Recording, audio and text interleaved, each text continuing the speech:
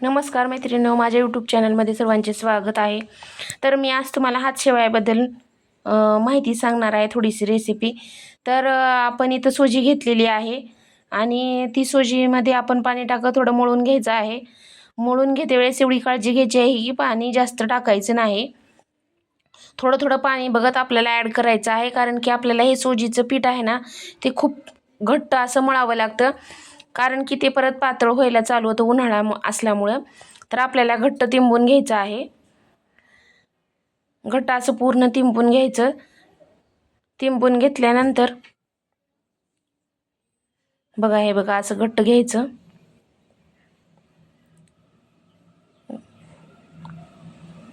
पूर्ण असं व्यवस्थित छान मळून घ्यायचं.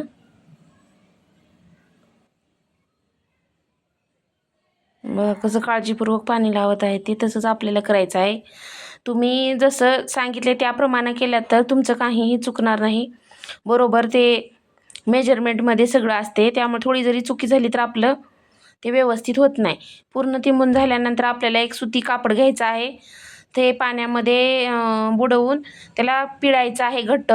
पिळून आपल्यावर त्याच्यावर झाकून परत त्याच्यावर एक ताट झाकून ठेवायचं आहे अर्धा तास किंवा 1 तास. त्यामुळं काय होते, पीठ हे आपलं मऊ होते. मऊ झाल्यानंतर आपण त्याला बाहेर घ्यायचं आहे आणि जो आधी वरवंटा म्हणायची किंवा दगड म्हणायचे, त्याच्यावर आपण मीठ लावून त्या पिठाला मीठ मिक्स करून आपल्याला ते वाटून घ्यायचं आहे. पीठ वाटून घेतल्यानंतर त्याला असं छानसं मळून घ्यायचं आहे.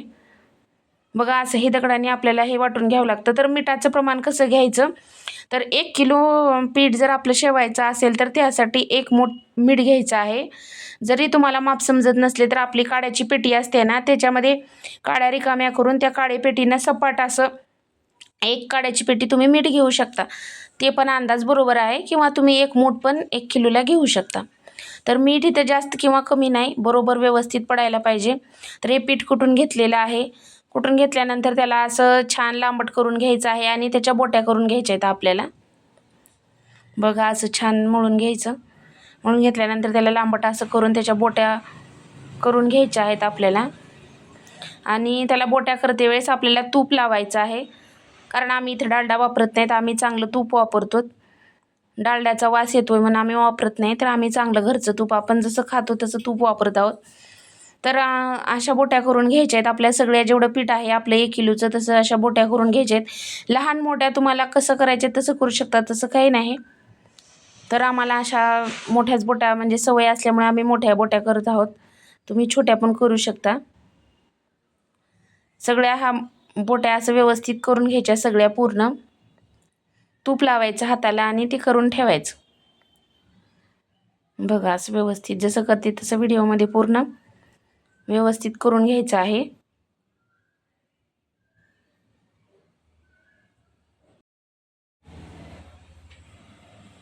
तर ह्या सगळ्या बोट्या केलेल्या आहेत आपण असं करून टोपल्यामध्ये ठेवलेल्या आहेत. तर ह्याच्यावर परत जे आपण कापड झाकलो होतो ते झाकून ठेवायचं आहे. अर्धा तास आम्ही पीठ झाकत ठेवलेलं आहे, कारण पीठ भिजल्यानंतर शेवाया छान येतात.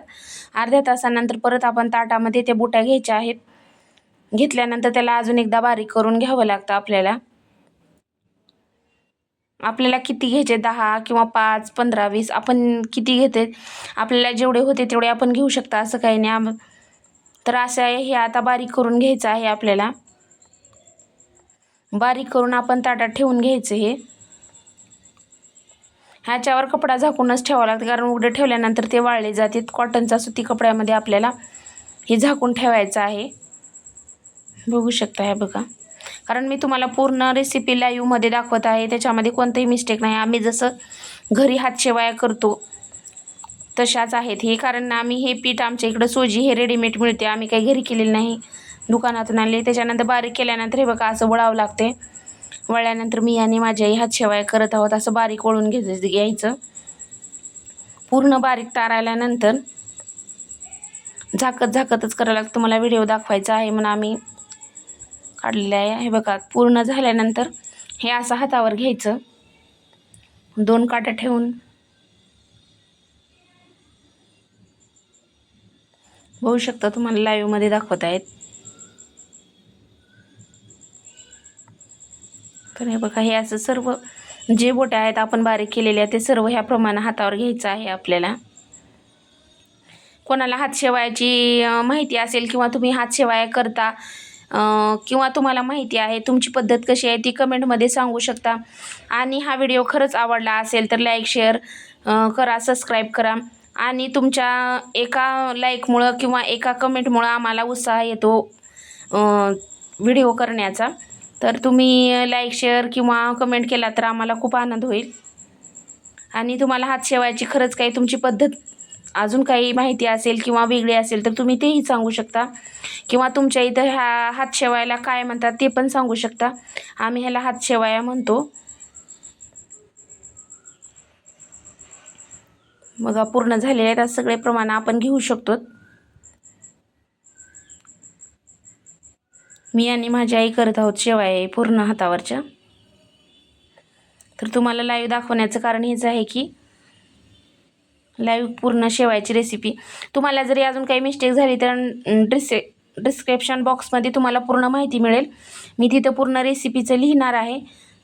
विसरलं तर तुम्ही तिथून पण बघू शकता. हा सगळ्या शेवाया घेऊन, कारण आम्ही 1 किलोमध्ये 10 चुंगे करत असतो छोट्या असल्यामुळं.